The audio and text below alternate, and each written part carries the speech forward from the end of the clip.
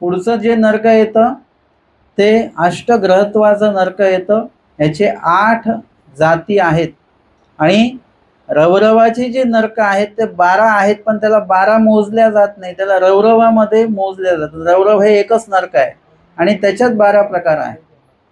जसं आपण एखाद्या घरी घर घेतो, किती घर घेतो आपण? एकच घर घेतलं, पण त्याच्यामध्ये रूम किती आहेत?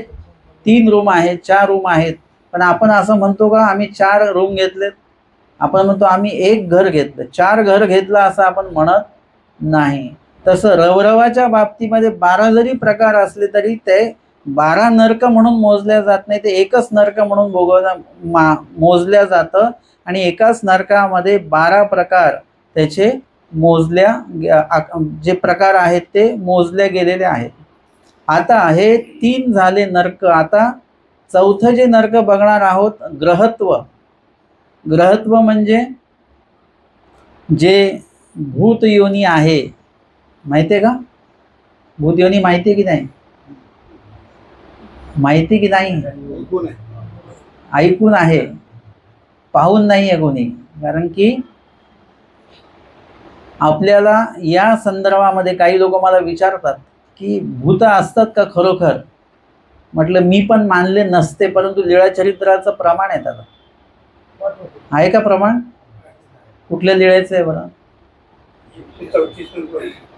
हा, कुठली? भूतसृष्टी दाखवली. म्हणजे आपण भूत आहे का? स्वामींनी भूताची सृष्टीच दाखवली. म्हणजे पूर्ण भूताचा जो काही परिवार आहे, वेगवेगळ्या प्रकारचे भूत आहेत त्याच्यामध्ये, हे प्रत्यक्ष दाखवले.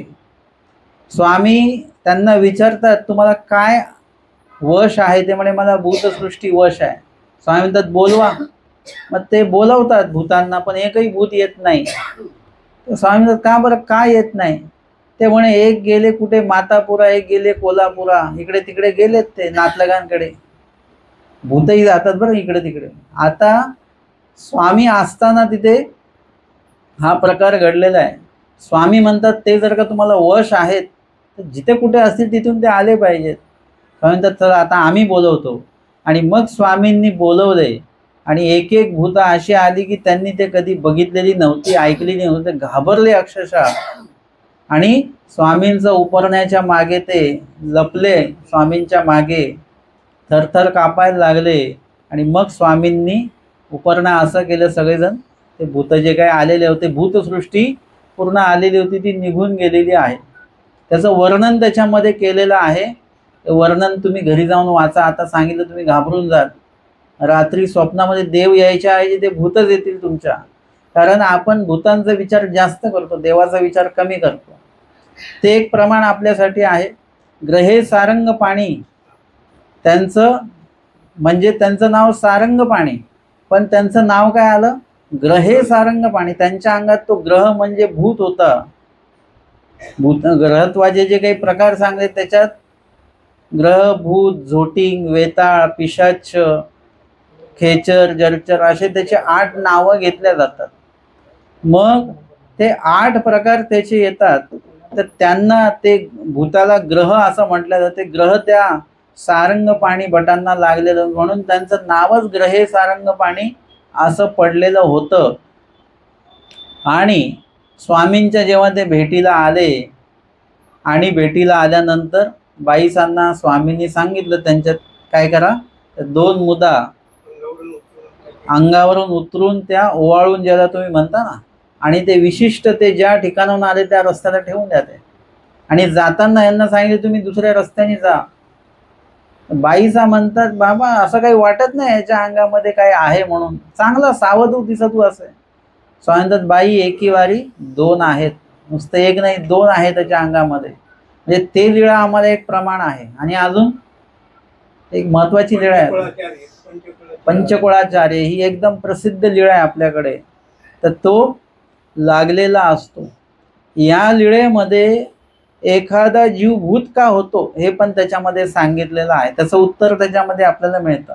आणि ग्रह योनी किंवा भूत योनी आहे याचं सुद्धा प्रमाण आपल्याला मिळतं. आणि स्वामींच्या मुखातनं तर मिळतंच मिळतं, परंतु प्रत्यक्ष भूताच्याच मुखाने सुद्धा मिळतं. जेव्हा स्वामी आमच्या एकांक काळामध्ये त्यांच्या त्या घरासमोरून चाललेल्या त्या व्यापाराच्या आणि त्या व्यापाराच्या मुलाला ते पंचकुळाचा आचार्य जो एक होता तोच लागलेला आहे. आता स्वामींच्या मागे मागे तो येतो की ते म्हणतात की मला सोडा, मला यांच्यासोबत जायचं आहे, आणि घरचे सोडतात त्या मुलाला, त्याच्या अंगात तो ग्रह आहे. आणि मग स्वामी पाणीपात्र करतात, म्हणजे इथे श्रीकराची लीळा येते. आणि पुढे गेल्यानंतर एका तलावाच्या काठाला स्वामी जातात, तिथे श्रीचरणाची लीळा तिथे येते. शिळा तळावरी उदक शिंपविते, आणि श्रीचरणाने उदक शिंपवून तो खडक स्वच्छ झाले की त्याच्यावर हातातलं पाणीपात्र स्वामी त्या खडकावर ठेवतात. आणि तोपर्यंत हाही तिथे येतो, ज्याच्या अंगात ग्रह आहे तो येतो, आणि बाकीचे गावातले लोकही येतात. स्वामींचं भोजन सुरू आहे आणि तो म्हणतात, देवा मला आपला उच्चिष्ट प्रसाद पाहिजे. स्वामी म्हणतात, कशासाठी पाहिजे? म्हणे, देवा तुम्ही ते सगळं जाणत आहात. आपण मानवपंथी असून आपल्याला काही गोष्टी कळत नाही, पण तो भूत योनीत असून त्याला सगळं माहिती आहे. स्वामी म्हणतात, कशासाठी पाहिजे? म्हणे, मी जर का हा प्रसाद खाल्ला तर या ग्रह योनीपासून मी मुंचेल, म्हणजे मी मुक्त होईल. स्वामी ग्रह, आणि आमच्या समोर तर ग्रह राहत नाही. त्यामुळे स्वामी तुम्ही म्हणता ते बरोबर आहे, पण मी असा आहे, मी अमका आहे, म्हणजे पंचकुळाचा आचार्य मी होतो वगैरे. आणि आता इथे सुद्धा काय झालं, भूताचा तो नायक झालेला, मुख्य झालेला आहे. मग स्वामी म्हणतात, हे कशामुळे झालं? तुम्ही या भूत योनीला का गेलात? देवा गोसावी ते जाणत असते की देवाला सगळंच माहिती आहे. स्वामी म्हणतात, ते यांच्यासाठी सांगा, म्हणजे जे उपस्थित लोक आहेत त्यांना कळू द्या की तुम्ही या दुःखाला का गेले. मग त्यांनी सांगितलं की माझा शिष्य कोणीतरी चाळविलेला होता कुठल्या तरी गुरुने, त्या गुरुला मी विष प्रयोग केला, म्हणजे त्याला विष खाऊ घातलं. आता तो जो गुरु आहे तो सुद्धा कोण सामर्थ्य, काहीतरी त्याच्याकडे काहीतरी असणार सामर्थ्य म्हणा, किंवा काहीतरी सिद्धी असणार आहे. आणि त्या दोषामुळे मेल्यानंतर मी नरकाला गेलो. बघा, यांचा अपघात झालेला आहे बरं का. जो भूत योनीला गेलाय तो अपघात झालेला नाही आहे, पण त्यांनी समोरच्या व्यक्तीचा मात्र अपघात केलेला आहे, विष खाऊ घातलेला आहे. त्याचं काय बोलतात त्याला, आत्महत्या स्वतःची आणि इतराची हत्या. म्हणजे दोन्ही गोष्टींमुळे जीव भूत योनीला जाऊ शकतो. इतराची हत्या केल्यामुळे देखील तो भूत योनीला जाऊ शकतो. खूप लोकांना वाटतं त्यांनी आत्महत्या केली, त्यांचा ॲक्सिडेंट झाला म्हणजे ते भूत योनीला गेले. असं नाही. एखादा व्यक्ती नॅचरल डेथ त्याची झाली असेल म्हणजे स्वाभाविकपणे तो मेलेला आहे, परंतु तो सुद्धा भूत होऊ शकतो बरं का. कसं काय? मृत्यू समयी जर का त्याच्या पूर्ण आसक्ती त्याची जर का निघाली नसेल, मी गेल्यानंतर मुलाचं कसं होईल, मुलीचं कसं होईल, घराचं कसं होईल, पैशाचं कसं होईल, अशा सगळ्या गोष्टींमध्ये मन अडकवून जर का तो मेला असेल तर तो भूत योनीला जाणार. मृत्यू समयी जर का ती व्यक्ती अतृप्त असेल तर ती व्यक्ती भूत योनीला जाणार. आणि एक घटना अशी घडलेली आहे की ज्याच्यामध्ये त्यांना असं वाटायचं मी मेल्यानंतर मुलाचं मुलीचं कसं होणार, आणि या चिंतेमध्ये एवढी चिंता त्याच्यात ते सरले आणि भूत होऊन ते मुला आणि मुलीलाच लागले. अशी सत्य घटना घडलेली आहे. म्हणजे अशा प्रकारे या नरकाला जीव जात असतो. किंवा एखाद्या मंत्र वगैरे या गोष्टींचा जर का उपयोग घेतला, जसं काही लोक तंत्रमंत्र शिकतात की नाही, तंत्रमंत्र शिकून काय होतं, नुकसान होतं. आता जे यंत्र आहेत ना, सगळे गाडी आहे वगैरे, एका दृष्टीने लाभदायक आहेत आणि दुसऱ्या दृष्टीने काय आहे, हे नुकसानदायक आहेत.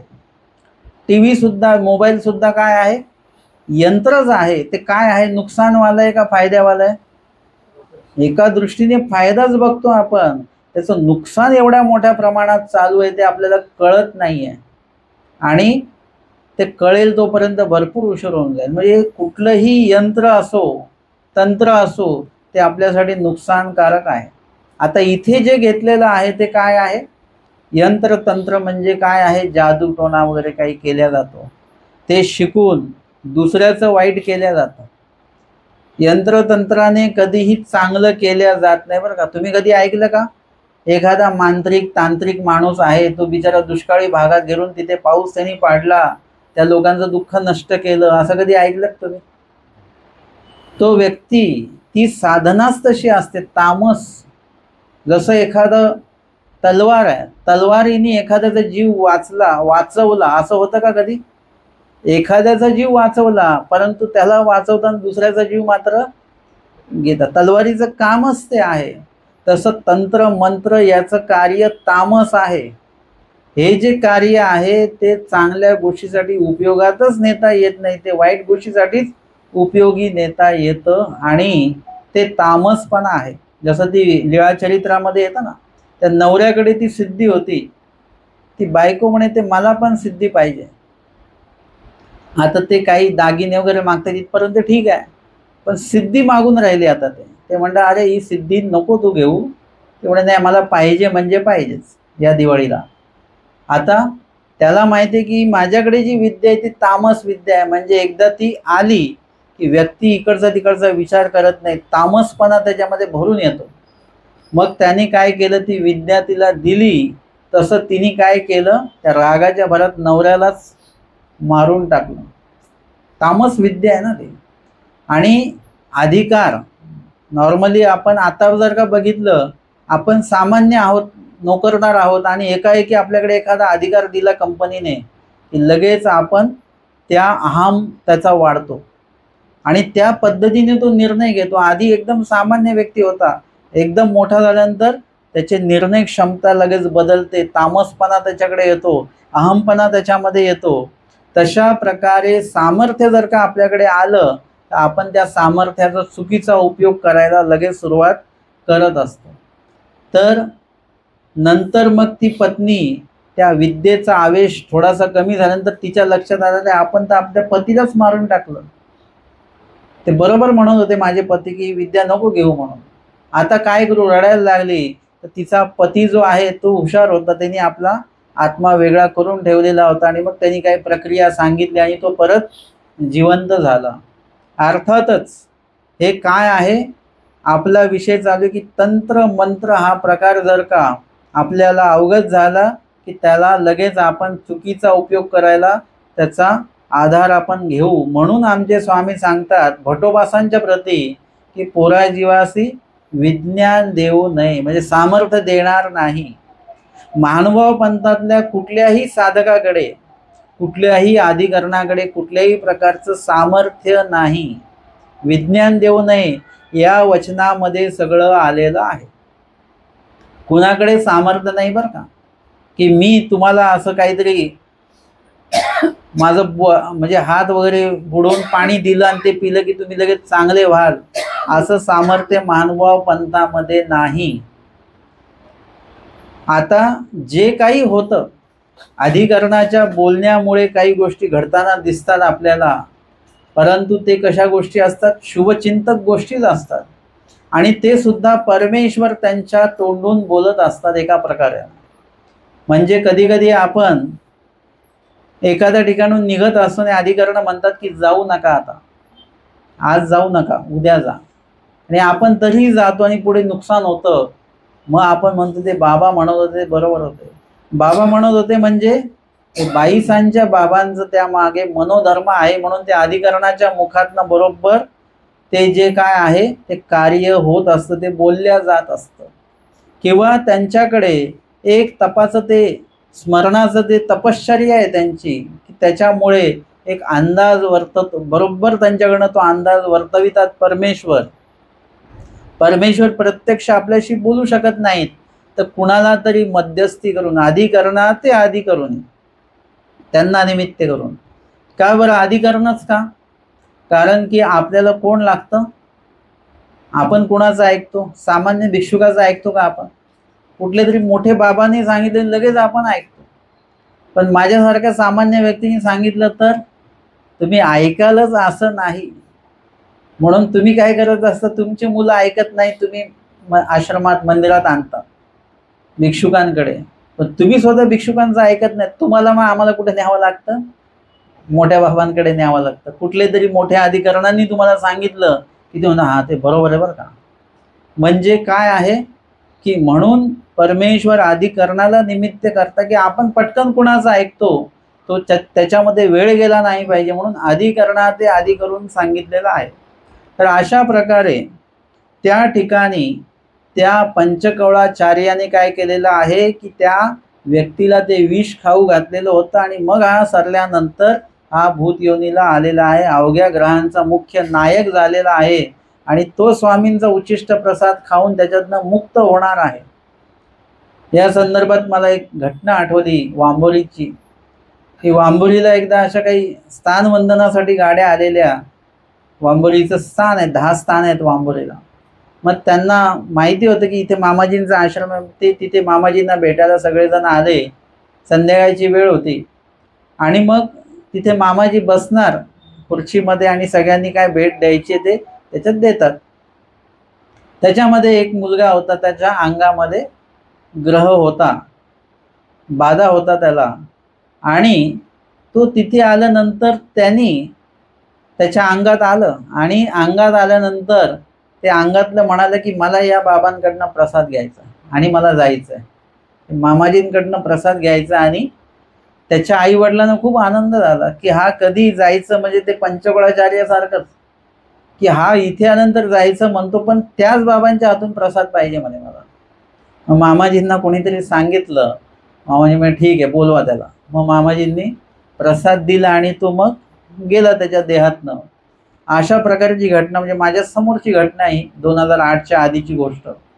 तर अशा पद्धतीने पंचकळाचार्याने स्वामींकडे तो उच्चिष्ट प्रसाद मागितला आणि मग स्वामींचं भोजन झाल्यानंतर स्वामींनी काय उच्चिष्ट प्रसाद ठेवलेला होता तो त्याने ग्रहण केला. आमच्या स्वामींनी श्रीकर प्रक्षालन करतात त्या पाण्यामध्ये आणि तोपर्यंत त्यांनी ते खाल्लं. आता स्वामी म्हणतात त्याला धरा. का बरं धरा? त्याच्या देहातला आता जे काही ग्रह तो निघून जाईल, हा खाली पडणार आहे, त्याचं स्वतःच्या देहावर नियंत्रण राहणार नाही. आणि मग ते तसंच होतं, स्वामींनी सांगितल्या पद्धतीने त्याच्या देहातनं ते निघून जातो ग्रह आणि मग ते घरचे लोक आहे त्याला घेऊन जातात घरी. तर अशा पद्धतीने ही एक लीळा आमच्यासाठी प्रमाण आहे. ग्रह होण्याचे किंवा ग्रह असण्याचे हे प्रमाण आहेत.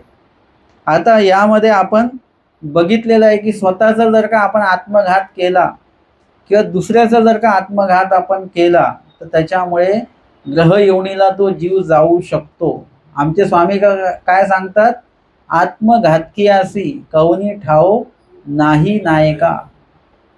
जो आत्मघात करतो, खूप लोकांना ते असं वाटतं बरं का की परिस्थिती आपली थोडी खराब झाली, काय होतं, परिस्थिती खराब होते म्हणजे नेमकं काय होतं बरं, आपल्याकडे पैसे राहत नाही एवढाच भाग असतो.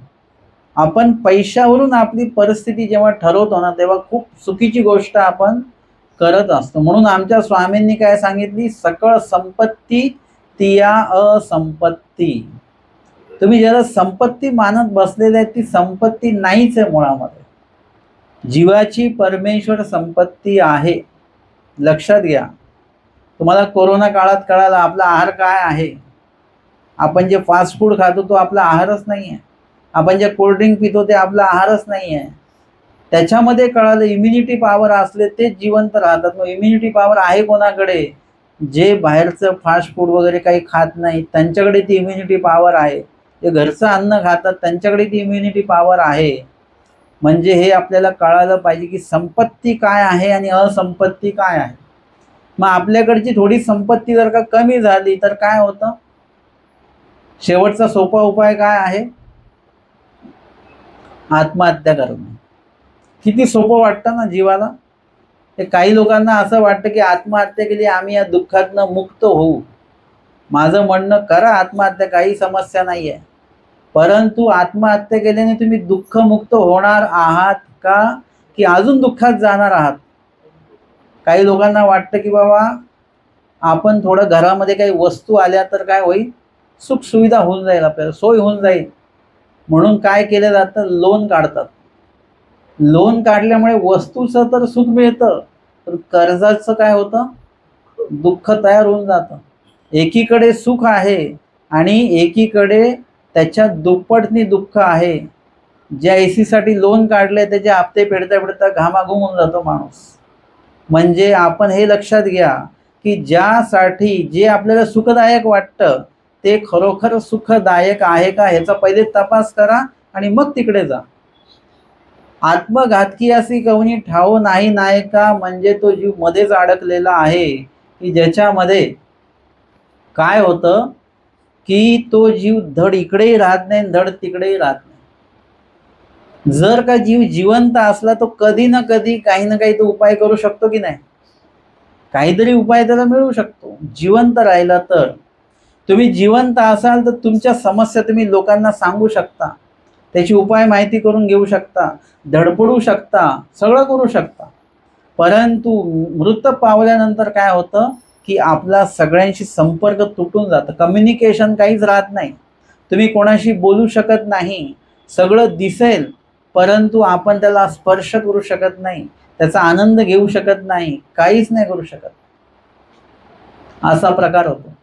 जसं सगळे स्थानवंदन करायला गेले, तुमची संधी असून तुम्ही गेला नाही, तुम्ही म्हटले नाही पाऊस भरपूर आहे मी येणार नाही, आणि तिथे गेल्यानंतर कळालं की तिथे सगळा पाऊस बंद आहे, सगळं स्थानवंदन चालू आहे, आणि त्यांनी तिकडून जर का व्हिडिओ कॉल केला आपल्याला तर कसं होतं, सगळं दिसतं, स्थान दिसतं पण वंदन करू शकत नाही. तिथे सगळा आनंद दिसतो पण त्याच्या सहभागी आपण होऊ शकत नाही, अलिप्त राहतो त्याच्यात. ते सगळं दिसतं पण सहभागी होता येत नाही. हे म्हणतात कवनी ठाव नाही, कुठेच ठाव नाही. धड प्रपंचात नाही तो जीव, धड जिवंत नाही आणि धड मेलेला सुद्धा नाही, आणि सोबत एवढं दुःख त्याला भोगायला मिळतं. आणि ते दुःख कुठल्याच अर्थाने कमी होत नाही. इथे जे दुःख तुम्हाला प्राप्त झालेलं आहे ते कशा ना कशाच्या माध्यमातनं ते कमी होऊ शकतं, पुढे मागे काहीतरी होऊ शकतं. परंतु मृत पावलो आपण, आत्मघात करून घेतला आणि दुःखामध्ये गेलो, ग्रहयोनीला गेलो, तर स्वतःलाही सुख नाही आणि आपण जर का कुणाला लागलो त्या भूत होऊन तर त्यालाही सुख नाही. त्याचं दुःख एके दुःखच त्याच्यामध्ये असतं. आणि म्हणून इथे जेव्हा पंथातल्या इतिहासातली घटना आहे की ती व्यक्ती जेव्हा समोरच्या आपल्या वैरीला मारायला चाललेली आहे, जाता जाता एका झाडाखाली ते बसले आणि त्यांना महानुभाव पंथाचा आश्रम तिथे आलेला होता, विजन सुरू होतं, पोथी सुरू होती, आणि त्या पोथीतला विषय होता आत्मघातकी अशी कवनी ठाव नाही नायका. आणि तो स्वतः समोरच्या व्यक्तीला मारायला जाणार आहे, मध्ये विसावा घेतला थोडा, आणि तो विषय त्यांनी ऐकला की ज्यांनी आत्मघात केला, स्वतःला मारून घेतलं की दुसऱ्याला मारलेला आहे, अशा व्यक्तीला काय नरक यातना होतात हे सगळं त्यांनी त्याची टीका ऐकली. अन्य होते ते, पण सगळं ऐकल्यानंतर ते बीजरूप झालं. का बीजरूप झालं? कारण की पोथी करणारे अधिकरण जे आहेत ते अधिकरण असल्यामुळे, स्मरणनिष्ठ असल्यामुळे त्यांनी सांगितलेला तो प्रत्येक शब्द त्यांना बीजरूप झाला आणि ते समोर आले आणि त्यांनी बाबांची क्षमा मागितली. ते म्हणाले की मी हे सर्व विषय ऐकला, मी याच कार्यासाठी पुढे चाललेलो आहे, आता मला हे करायचं नाही. इतका बदल झाला. आणि आपल्याच पंथाचं हे वचन आहे, आपल्या देवाचं वचन आहे, आपल्या तत्वज्ञानातलं हे वचन आहे. या वचनावर आपला हक्क आहे. आणि तो हक्क म्हणजे कसा आहे की हा प्रकार आपल्याला करायचा नाही, असा विचार सुद्धा मानवपंथीय साधकाने मनात आणायचा नाही. मानसिके झालं ते वाचिके होतं, वाचिके झालं ते प्रत्यक्ष होतं. म्हणून चुकूनही तुमच्यावर किती संकट आलं तर मरायचा विचार का करायचा? सरण्यापेक्षा अनुसरलेलं काय वाईट आहे? आपल्यासाठी देवानी सर्व व्यवस्था करून ठेवलेली आहे. सरायचं नाही, अनुसरायचं. तो मार्ग सरलात, त्याच्यामध्ये आत्मघातामध्ये सरलात तर नरकाची वाट आहे, आणि अनुसरलात तर मोक्षाकडे आपण जाणार आहोत, ईश्वर प्राप्तीकडे आपण जाणार आहोत. इतकी सुंदर व्यवस्था देवाने करून ठेवलेली आहे. म्हणून मानवपंथीय साधकाने किती दुःख किती संकट आले तर घरातनं तुम्हाला नाही राहायचंय तर ते रीतसर तुम्ही काहीतरी काय करा, तुमचं म्हणजे व्यवस्थापन करा सगळं, आणि मार्गामध्ये जा, अनुसरा. मृत्यूपेक्षा ते चांगलं. मृत्यू झाल्याने आपण दुःखमुक्त होत नाही, उलट अजून दुःखात जातो आणि ग्रह योनीला जातो. ग्रहत्वाच्या एकूण 8 जाती आहेत आणि ते 8च्या 8 होतात की एकच होतं याबद्दल मानव पंथामध्ये तशी काही पूर्ण माहिती आलेली नाही. परंतु एक दुःख जे आहे तो 12 वर्ष भोगल्या जातं. असे किती आहेत? 8 प्रकार आहेत. 12 गुणिले 8 किती होतात? 96 वर्ष. आपलं आता वय किती असेल? कोणाचं 40, 50, 60 असेल. हे जगणं जगता जगता नाकी नऊ आलेले आहेत आपल्या. इथे 96 वर्ष नुसतं दुःख आहे. इथे तरी सुख दुःख आहे, कधी सुख आहे कधी दुःख आहे. तिथे केवळ दुःख एके दुःखच आहे आणि त्या दुःखातनं मुक्त होण्यासाठी आपण काहीच करू शकत नाही. ही सगळ्यात मोठी शोकांतिका, सगळं कळत असून सुद्धा. आणि म्हणून ग्रहत्वाच्या एकूण 8 जाती आहेत, त्याच्यामध्ये 96 वर्षाचं ते नरक आहे. एक नरक 12 वर्ष, कदाचित एकच नरक होईल किंवा 8ही नरक त्यातले होतील, कधी 2ही होतील, 3ही होतील. एक झालं तर 12 वर्ष, 3 झाले तर 36 वर्ष असं ते दुःख त्याच्यातनं भोगायला मिळेल. आता रवरवाचे एकच प्रकार बघितला आणि त्याच्यात 12 विभाग आहेत. परंतु हे ग्रहत्वाच्या 8 जाती आहेत, ते 8च्या 8 मोजल्या जातात. आधी किती नरक बघितले आपण? अंतिक, प्रतदेह, रवरव किती झाले? 3. आणि हे 8 किती झाले? 11 झाले. म्हणजे किती बाकी आहेत आता? 5 बाकी आहेत. 11 आणि 5 16. तर अशा पद्धतीने हे रवरवाचं नरक आपण या ठिकाणी बघितलेलं आहे. आणि यानंतर यामध्ये अजून पुढे बरेचसे नरक आहेत. ते नरकही आपल्याला ऐकायचे आहेत आणि त्यातनं काहीतरी बोध घेऊन त्या नरकाकडे आपल्याला जायचं नाहीये म्हणून ती माहिती करायची आहे. नॉर्मली तुम्ही जिकडे जायचं आहे तिकडची माहिती घेता किंवा जिकडे माहिती घेता तिकडे आपण जातो. कसं तिकडे त्या भागामध्ये कसं आहे, खडकुली विभागामध्ये माहिती काढता आणि तुम्ही त्या भागामध्ये जाता. याची माहिती आपल्याला ह्यासाठी काढायची की तिकडे आपल्याला जायचं नाही. नाही तर तुम्ही म्हणाल तिकडे ट्रिप काढू आपण. तसं नाही, आपल्याला नरकाला जायचं म्हणून जायचं नाही म्हणून त्याची माहिती आपल्याला आधीच करून घ्यायची. हे जे काही सगळे नरक आहेत ते युधिष्ठिर जे होते, म्हणजे कोण? पांडवांचे मोठे बंधू धर्मराज. कलियुग संपलेलं आहे, संपत आहे आणि द्वापरयुग संपलेलं आहे आणि कलियुग सुरू होत आहे. अशामध्ये पांडव वगैरे सगळे या कर्मभूमीतनं बाहेर गेलेले आहेत. पण युधिष्ठिरांना काय करावं लागलं? त्यांच्या नातवाला या गादीवर बसवायचं असल्यामुळे त्यांनी ते थांबले आणि थांबले. कलियुग लागलं आणि कलियुग लागलं, पण ते कलियुगामध्ये त्यांनी अन्न पाणी घेतलं नाही, काहीच घेतलं नाही. कलियुगामध्ये काहीच खायचं नाही. आपलं तर पिढ्यानपिढ्या चाललेत कलियुगामध्ये. परंतु त्यांनी कलियुगाचं ऑक्सिजन मात्र घेतलं बरं का. कलियुगाचं ऑक्सिजन पण खराब आहे आणि ते ऑक्सिजन त्यांनी घेतल्यामुळे काय झालं? त्यांना निरय दर्शन, नरकाचं दर्शन करायला लावलेलं आहे. त्या टीकेमध्ये येतं, युधिष्ठिरा निरय दर्शन ते संबंधीची केले. म्हणजे संबंधियांच्यामुळेच ते राहिले की नाही? कोणामुळे राहिले ते? त्याला राज्यावर बसवायचं मला थांबावंच लागेल. नातलागामुळे थांबले.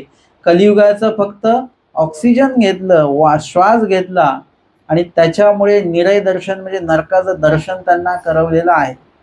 तुम्ही म्हणाल की नरक दर्शन करायला जाऊ, नरक भोगायला तर जायचं नाही आपल्याला, फक्त बघायला काय हरकत आहे? तुम्ही बघू शकत नाही नरक म्हणजे काय असतात. आपले एक साधू इथे मुंबईमध्ये सरले होते आणि 10 दिवस त्यांचं देह मिळालं नव्हतं. ते शवागृहात ठेवलेलं होतं. मग शेवटच्या दिवशी 10व्या दिवशीच त्यांचं देह मिळालं बरं का. मग ते शवागृहाकडे गेलो आम्ही घ्यायला. आता मी थोडंसं नंतर गेलो, काही घाटकोपरचे लोक आधी गेलेले होते. मला असं की बाबा आतमध्ये जाऊन बघू आपण शवागृह कसं असतं, काय असतं. तर मला कोणी जाऊच दे ना आतमध्ये. म्हणजे बाबा जाऊ नका म्हणे. म्हटलं बघून येतो, मला काय होत नाही म्हणे. नाही बाबा जाऊच नका म्हणे तुम्ही, आतमध्ये खूपच बेकार काम आहे म्हणे. म्हणजे ते लोक जाऊ देईना. म्हणजे आतमध्ये काय आहे, मृत शरीराचंच एक नरक आहे सगळं. काय काय काय त्या देहाचे काय हाल झाले असतील वगैरे ते बघू शकत नाही डोळ्यांनी आपण, इतकी भयानक परिस्थिती आतमध्ये आहे. आणि त्याही पेक्षा तुम्ही एखाद्या दवाखान्यात मोठ्या गेलात तर तिथे काही तुम्हाला असे दुःख बघायला मिळतील की ते बघून अंगाला काटा येईल. लगेच आपल्याला आपली देहाची अनित्यता कळेल, दुःख कळेल, काय आहे नरक म्हणजे काय असतात, आणि काही नरक असती, हेच नरक आहेत हे लगेच लक्षात येईल. आणि त्यातल्या त्या जिथे खरोखरे नरक भोगविल्या जातात तिथे जर का आपण गेलो तर एखादा अपघात आपण बघितला तर आपल्याला चक्कर येऊन जाते. तिथे तर सर्वच्या सर्व असं यातना देहाचं काय काय तिथे होतं हे सगळं जर का बघितलं तर काय दुःख भोगायला आपल्याला मिळेल ते जर का बघितलं आपण तर ते बघूनच किती दुःख होईल. म्हणून ते निरय दर्शन सुद्धा आपल्याला झालं नाही पाहिजे, त्या भागात आपण गेलो नाही पाहिजे, ते दुःखही झालं नाही पाहिजे. आणि म्हणून अनुसरण हा त्यावरचा एक मुख्य उपाय परमेश्वराने आणि एकमेव मुख्य आणि एकमेव मुख्य तो उपाय आमच्या स्वामींनी त्या ठिकाणी महादाईसांना सांगितला. या संदर्भातले जे काही पुढील नरक जे आहेत ते आपण पुढच्या सत्रामध्ये बघणार आहोत. दंडवत हो.